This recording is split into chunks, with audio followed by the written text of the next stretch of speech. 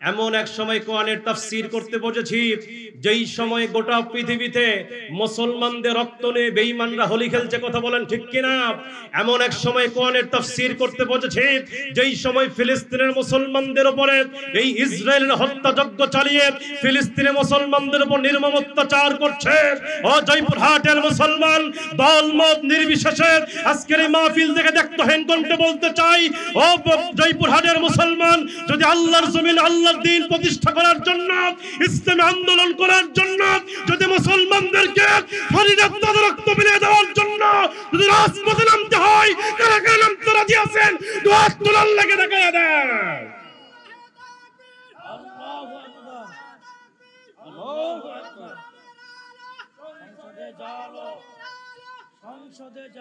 এ আপনারা কি ভয় পাচ্ছেন? এ জোরে বলেন, ভয় পাচ্ছেন? তাকবীর হবে কার নামে? এ জোরে কোন কার নামে? আমরা তাকবীর দুনিয়ার নেতার নামেও দিতে চাই না, আমরা তাকবীর দুনিয়ার নেত্রীর নামেও দিতে চাই না। তাকবীর হবে রবের নামে, যেই রব নিজেই বলেছেন অরব্বাকা ফাকাব্বির, তোমরা তোমার রবের নামে তাকবীর দাও। সুতরাং তাকবীর আছে যেখানে মুসলমান আছে। নারাই তাকবীর, আল্লাহু আকবার, নারাই তাকবীর, সবাই সবাই নারাই তাকবীর, আল্লাহু আকবার, নারাই তাকবীর।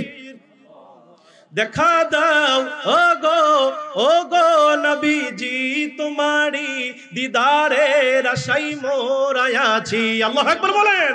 দেখা দাও ও গো নবীজি, তোমারি দিদারের আশায় মোরা আছি। দু চোখ জুড়ে দেখবো পয়গম্বর, নারাই তাকবীর, আল্লাহু আকবার, জোরে নারাই, নারায়ে তাকবীর, জোরে নারায়ে তাকবীর, আল্লাহু আকবার, নারায়ে তাকবীর। সিদ্দিক, ফারুক, উসমান, হায়দার, চারজন সাহাবা সবচেয়ে বেহতর। সিদ্দিক, ফারুক, উসমান, হায়দার, চারজন সাহাবা সবচেয়ে বেহতর, কারণ তাদের দিলে আছে আল্লাহর পয়গম্বর। নারায়ে তাকবীর, জোরে জোরে নারাই তাকবীর, আল্লাহু আকবার, নারাই তাকবীর, লিল্লাহি তাকবীর। ওয়ালাকাদ আতাইনা লুকমানাল হিকমাহ, লুকমানাল হিকমাতা আনিশকুর লিল্লাহ, ومن يشكر فإنما يشكر لنفسه ومن كفر فإن الله غني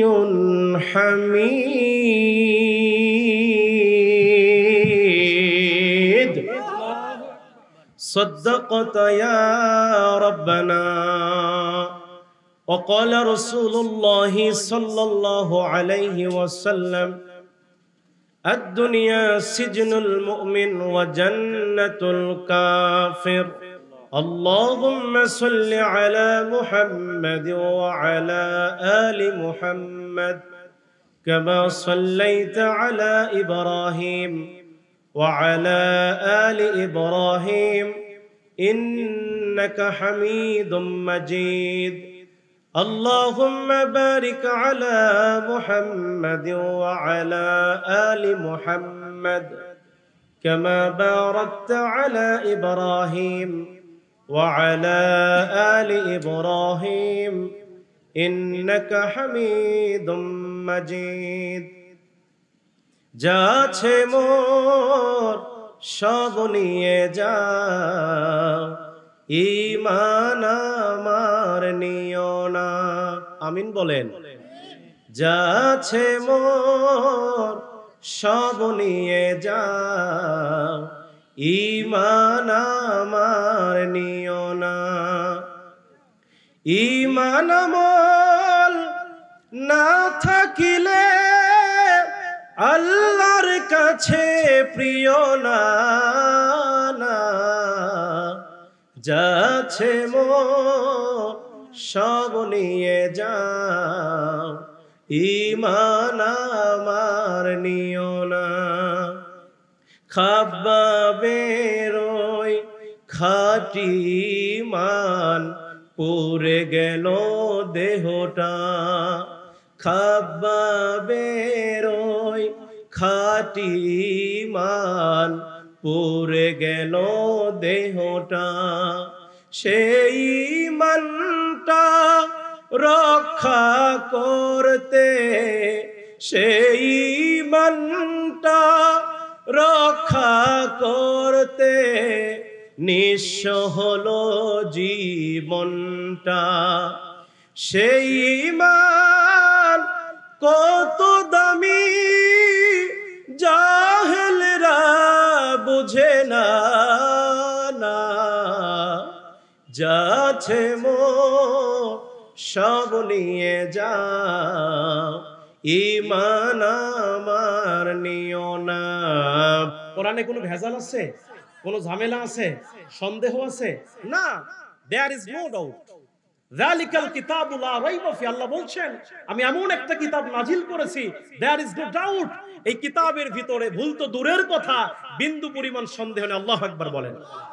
আমার মুসলমান ভাইয়েরা খেয়াল করবেন, আল্লাহ রাব্বুল আলামিন বলেন যালিকাল কিতাবু লা রাইবা ফীহি হুদাল লিল মুত্তাকিন। আল্লাহ রাব্বুল আলামিন বলছে বান্দারে আমি এমন একটা কিতাব নাজিল করেছি, এমন একটা কোরআন তোমাদের উপরে দিয়েছি, যেই কোরআন ভুল তো দূরের কথা, এই কোরআনুল কারীমের ভিতরে বিন্দু পরিমাণ সন্দেহ নাই। আমরা আল্লাহকে প্রশ্ন করলাম, আল্লাহ আপনি ভেজাল মুক্ত কোরআন এই পৃথিবীতে নাজিল করলেন, আপনার কাছে জানতে চাই আপনি এই কোরআনটা দুনিয়াতে নাজিল করেছেন কেন, কি জন্য নাজিল করেছেন? রব্বুল আলামিন সূরা ইব্রাহিমের 1 নম্বর আয়াতে কারিমার মধ্যে বলছেন, রব্বুল আলামিন বলছেন কিতাবুন আনজালনাহু ইলাইকা লিতুখরিজান নাসা মিনাল যুলুমাতি ইলান নূর। আল্লাহ রাব্বুল আলামিন বলছেন বান্দারে এই কিতাবটা কেন নাজিল করলাম, এই কিতাবটা কি জন্য তোমাদেরকে দিলাম, এই কোরআন কি জন্য আল্লাহ পাঠিয়ে দিয়েছেন? এই পৃথিবীতে যেই সকল মানুষগুলো অন্ধকারের মধ্যে পড়ে আছে, যেই সকল মানুষগুলো জাহান্নামের পথে চলে গিয়েছে, এই সকল অন্ধকারের মধ্যে পড়ে থাকা মানুষগুলোকে এই কোরআনুল কারীম আলোর পথ দেখাবার জন্য এই পৃথিবীতে নাজিল করেছে। এবার আমরা আল্লাহকে প্রশ্ন করলাম, আল্লাহ আমরা বুঝলাম আপনি কোরআনটা অন্ধকারের মধ্যে পড়ে থাকা মানুষগুলোকে আলোর দিকে নিয়ে আসার জন্য নাজিল করেছেন। আপনার কাছে জানতে চাই এই কোরআনটা আপনি কেন নাজিল করেছেন, কোন মাসে নাজিল করেছেন? আমরা যদি আল্লাহকে প্রশ্ন করি আল্লাহ কোরআনটা কোন মাসে নাজিল করেছেন, রব্বুল আলামিন সুন্দর করে বলেন শাহরু রমাদানাল্লাযী উনজিলা ফীহিল কুরআন। আল্লাহ রাব্বুল আলামিন বলছেন এই কোরআনুল কারীমকে আমি আল্লাহ রাব্বুল আলামিন রমজান মাসে নাজিল করেছি। তাহলে রমজান মাসে কোরআন নাজিল হওয়ার কারণে রমজানের দাম বাড়ছে না কমছে? জোরে কোন বাড়ছে না কমছে? আমার মুসলমান ভাইয়েরা, কোরআনুল কারীমের নাজিলের কারণে আমার নবীজির মর্যাদা বেড়েছে, কোরআন নাজিল হওয়ার কারণে রমজান মাসের মর্যাদা বেড়েছে। এই কোরআন যদি আমরা আমাদের জীবনে বাস্তবায়ন করতে পারি, আমাদের জীবনে যদি আমল করতে পারি, আমাদের জীবনের আমাদের সম্মান ইজ্জত বাড়িয়ে দিবেন তিনি কে? জোরে বলেন তিনি কে? কিন্তু ভাইরা আমার, এই কোরআন মানতে গিয়া আজকে গোটা পৃথিবীতে মুসলমানরা নির্যাতিত হচ্ছে, কথা কোন ঠিক কিনা? এই কোরআন মানতে গিয়া নবী রাসূলরা নির্যাতিত হয়েছে।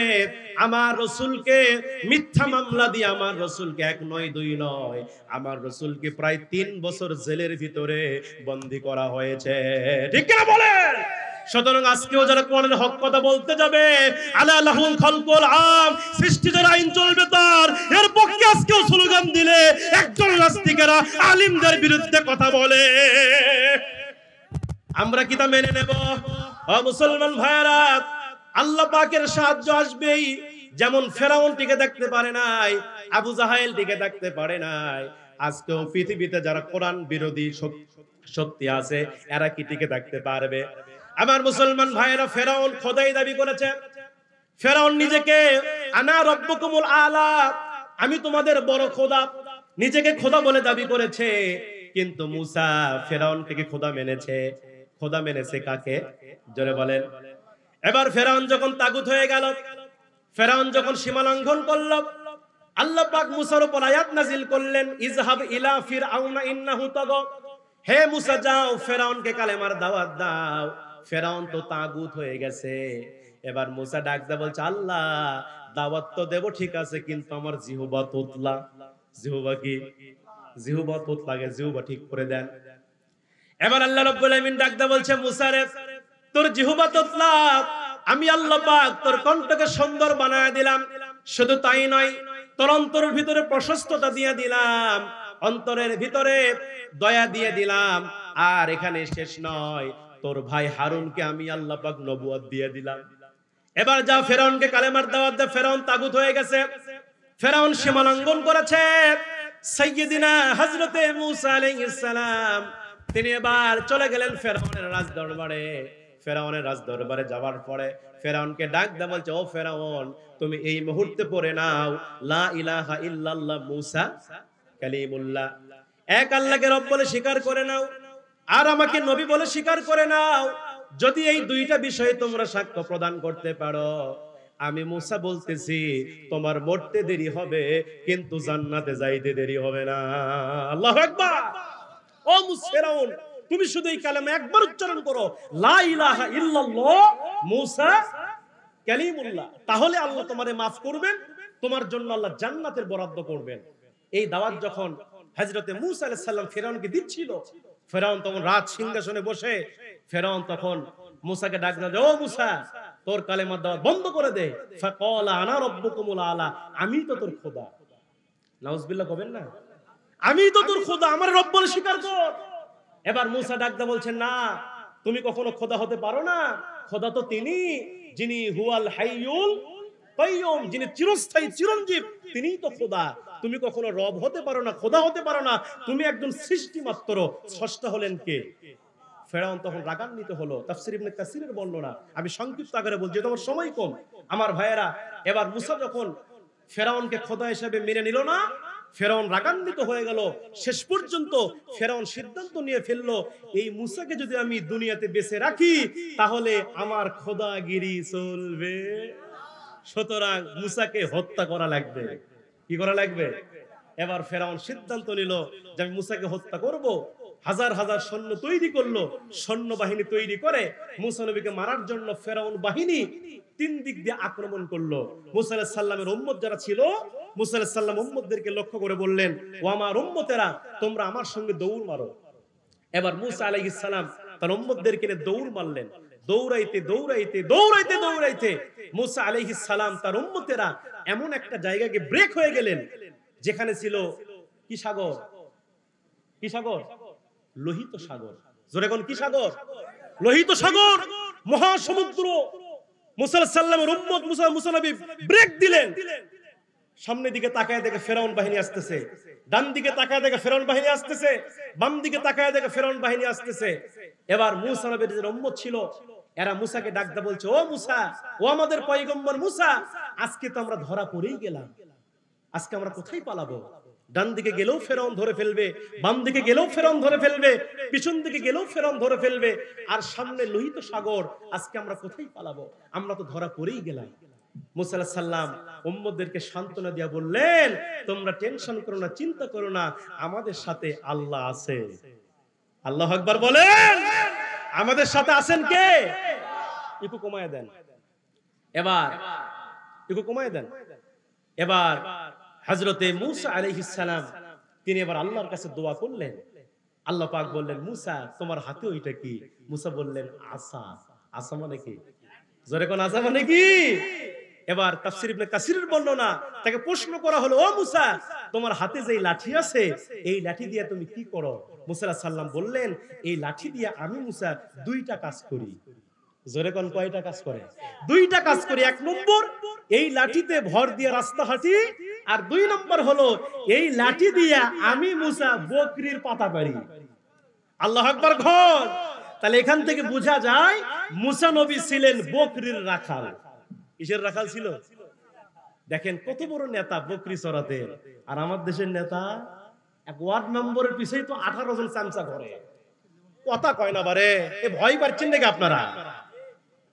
মূসা আলাইহিস সালাম তিনি বলতেছে, আল্লাহ আমি এই লাঠি দিয়া রাস্তা হেঁটে যাই, এই লাঠি দিয়া বকরির পাতা বেরে বকরিকে খাওয়াই। এবার সাইয়্যিদিনা হযরতে মূসা আলাইহিস সালাম সংক্ষিপ্ত আকারে বলছে, যেহেতু আমার সময় নাই, আমাকে বিস্তারিত বর্ণনা করতে অনেক সময় লাগবে। সম্মানিত ভাইরা আমার, এবার সাইয়্যিদিনা হযরতে মূসা আলাইহিস সালাম হাতে যে লাঠি ছিল, আল্লাহ পাক মূসাকে অর্ডার করলেন, এ মূসা তোমার হাতে যে লাঠি আছে এই লাঠি দিয়া সমুদ্রে আঘাত করো। মূসা ডাক দিয়ে বলছে, আল্লাহ আঘাত করলে কি হবে? আল্লাহ বলে, মূসা কথা কম, আঘাত করেই দেখো আমি আল্লাহ কি বানায় দেই। আল্লাহু আকবার কও। এবার সাইয়্যিদিনা হযরত মূসা আলাইহিস সালাম তার হাতে যে লাঠি ছিল, লাঠি দিয়া যখন লোহিত সাগরের মধ্যে আঘাত করেছে, বাড়ি মেরেছে, বাড়ি মারার সঙ্গে সঙ্গে আমার আল্লাহর কুদরতে ওই লোহিত সাগরের ভিতরে 1 নয় 2 নয় 3 নয় 12 খানা রাস্তা বের করেছে। আল্লাহু আকবার। মূসা আলাইহিস সালামের মুখের মধ্যে মুস্কি মুস্কি হাসি, আর উম্মতদেরকে বলছে, উম্মতেরা দেখো আমার আল্লাহ আছে। আল্লাহু আকবার। আমার মুসলমান ভাইরা খেয়াল করে শুনবেন, সাইয়্যিদিনা হযরত মূসা আলাইহিস সালাতু ওয়াস সালাম উম্মতদেরকে ডাক দিয়ে বলছে, উম্মতেরা রে দেখো আল্লাহর সাহায্য আসমান থেকে নাজিল হয়ে গেছে। এবার আমরা এই লোহিত সাগর দিয়ে হেঁটে হেঁটে আমরা ওই পার হয়ে যাব। এবার হযরতে মূসা আলাইহিস সালাম উম্মতদেরকে নিয়ে লোহিত সাগর দিয়ে রওনা করা শুরু করলেন। যাইতে যাইতে সমুদ্রে যখন মাঝখানে চলে গেছে, এমন সময় ফেরাউনের যারা অনুসারী ছিল এরা ডাক দিয়ে বলছে, ও খোদা ফেরাউন, এত সুন্দর রাস্তা কে বানালো? ফেরাউনকে আমি বানাইছি। নাউজুবিল্লাহ কর। ফেরাউন বলতেছে আমি বানাইছি। যদি এই কথা ফেরাউন না বলে তাহলে তার খোদাগিরি কি টিকবে? খোদা হিসাবে মানবে? এই জন্য ফেরাউন বলতেছে, উম্মতেরা রে এই রাস্তা আমি নিজেই বানাইছি। উম্মতেরা ডাক দিয়ে বলছে, খোদা ফেরাউন এত সুন্দর রাস্তা যদি আপনি বানায় থাকেন তাহলে উদ্বোধন কিন্তু আপনাকেই করা লাগবে। উদ্বোধন ফিতা কিন্তু আপনাকেই কাটা লাগবে। এবার ফেরাউন তখন দুইটা চিন্তা করলো, কোন সমস্যা নাই তো? ফেরাউন তখন চিন্তা করলো, যদি এই রাস্তা দিয়ে হাঁটি, যদি সমুদ্রের মাঝখানে গিয়া দুই ধারের পানি যদি এক জায়গায় হয়ে যায় তাহলে আমি ফেরাউন শেষ। আর যদি রাস্তা দিয়ে এই মুহূর্তে না হাঁটি, কেউ আমারে খোদা হিসাবে মানবে? ক্ষমতার চেয়ার থাকবে না, আগে চেয়ার বাঁচা। এ কথা কন না কে? পরে যা হয় হোক, আগে চেয়ার বাঁচার লাগবে। ফেরাউন নিজের চেয়ার, ক্ষমতার চেয়ার টিকিয়ে রাখার জন্য এবার তিনি লোহিত সাগর রাস্তা দিয়ে হাঁটা শুরু করলেন। মূসা নবী যখন কিনারায় উঠে গেছে, ফেরাউন বাহিনী সমুদ্রের মাঝখানে, আল্লাহ জিবরাইলকে ডাক দিয়ে বলতে, জিবরাইল এবার তুমি তোমার খেলা শুরু করো। আগে হয়েছে কোয়ার্টার ফাইনাল, আগে হয়েছে সেমিফাইনাল, আজকে হবে ফাইনাল ম্যাচ। তার মানে খেলা হবে। এ জোরে কোন খেলা হবে? আল্লাহ বলে, জিবরাইল খেলো ফেরাউনের সঙ্গে। এবার জিবরাইল যখন দুই ধারের পানি দিয়ে সাঁটা মারে, ফেরাউনের নাকের মধ্যে মুখের মধ্যে যখন পানি দেয়, ফেরাউন তখন বলতেছে, আল্লাহ আমি আপনার উপর ঈমান আনলাম। ঠেলার নাম, জোরে কোন ঠেলার নাম? এই বাংলাদেশে কুখ্যাত নাস্তিক ছিল কবি শামসুর রহমান।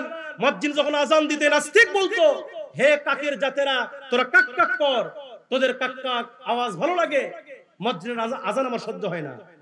নাউজুবিল্লাহ কবেন না? মুয়াজ্জিন যখন আযান দিতে নাস্তিক বলতো, যেমন পতিতা বেশ্যাবৃত্তিরে যারা করে এরা যেমন খরিদ্দারদেরকে ডাকে, মুয়াজ্জিন নাকি পতিতাদের মতো আহ্বান করে। নাউজুবিল্লাহ কবেন না? এই নাস্তিক মারা যাবার পরে জানাজার নামাজ কে পড়াবে? আপনাদের এলাকায় মানুষ মারা গেলে কে জানাজা পড়ায়? মসজিদের ইমাম মুয়াজ্জিন, কথা কোন ঠিক কিনা? এবার স্থানীয় ইমাম সাহেবের কাছে আসা হলো, এসে বলতেছে আমাদের কবি শামসুর রহমান মারা গিয়েছে, হুজুর আপনাকে জানাজার নামাজ পড়াতে হবে। হুজুর তখন মনে মনে চিন্তা করলেন, যেই লোকটা সারা জীবন আজানকে গালি দিয়েছে, কোরআনকে গালি দিয়েছে, সেই একজন আলিম হয়ে কেমনে পড়াবো? ইমাম সাহেব তখন একটু হিকমত প্রয়োগ করে বলতেছে, দেখেন জানাজা তো পড়াবো ঠিক আছে, কিন্তু আমার একটা সমস্যা আছে। জোরে কোন কি আছে? কইতে হুজুর আপনার আবার কি সমস্যা? কইতে দেখেন আমার এমন একটা রোগ হইছে, কয়েকদিন ধরে আমার ওযু থাকতেছে না। কি থাকতেছে না? মানে ওযু করলে ওযু চলে যায়। এবার লোকজন শক্ত করে ধরে বলতেছে, ইমাম সাহেব আপনার সমস্যার কথা বুঝতে পেরেছি, আপনার মসজিদের মুয়াজ্জিনকে দেন। ইমাম সাহেব মুয়াজ্জিনকে ডাক দিলেন আর বললেন, মুয়াজ্জিন সাহেব যাও এই কবি শামসুর রহমানের জানাজার নামাজ পড়াও। এবার মুয়াজ্জিন সাহেব তিনি চিন্তা করলেন, যেই নাস্তিক সারা জীবন আজানকে গালি দিয়েছে, আমি মুয়াজ্জিন হয়ে সেই নাস্তিকের জানাজা কিভাবে পড়াবো? মুয়াজ্জিন তখন বলে, হুজুর আমি যাব না। আল্লাহু আকবার কর। হুজুর আমি যাব না।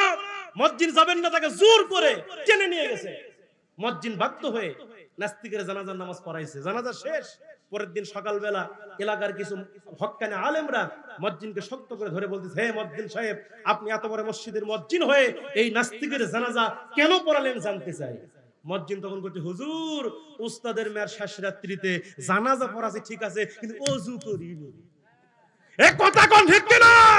আমরা সিদ্ধান্ত নিয়েছি যে ইসলামকে গালি দিবে, কোরআনকে গালি দিবে, দুনিয়া থেকে কিছু করতে পারবো না। এরা মরে গেলে এদের জানাজা হবে, কিন্তু ওযু হবে না। রাজি আছেন কারা কারা? তো হাত তুলে আল্লাহকে দেখায় দেয়। লিল্লাহি লিল্লাহি তাকবীর। আল কোরআনের আলো, ইসলামের শত্রুরা, লিল্লাহি তাকবীর। সম্মানিত ভাইরা আমার সময় শেষ। যদি আবার কখনো দেখা হয় প্রাণ খুলে কোরআন থেকে আলোচনা করব। আল্লাহ সে পর্যন্ত আমাদের সুস্থ রাখুক, নেক হায়াত দারাজ করুক। সকলে বলি আল্লাহুম্মা আমিন। ওয়া আখিরি দাওয়ানা আলহামদুলিল্লাহি রাব্বিল আলামিন। ওয়াসসালামু আলাইকুম ওয়া রাহমাতুল্লাহ।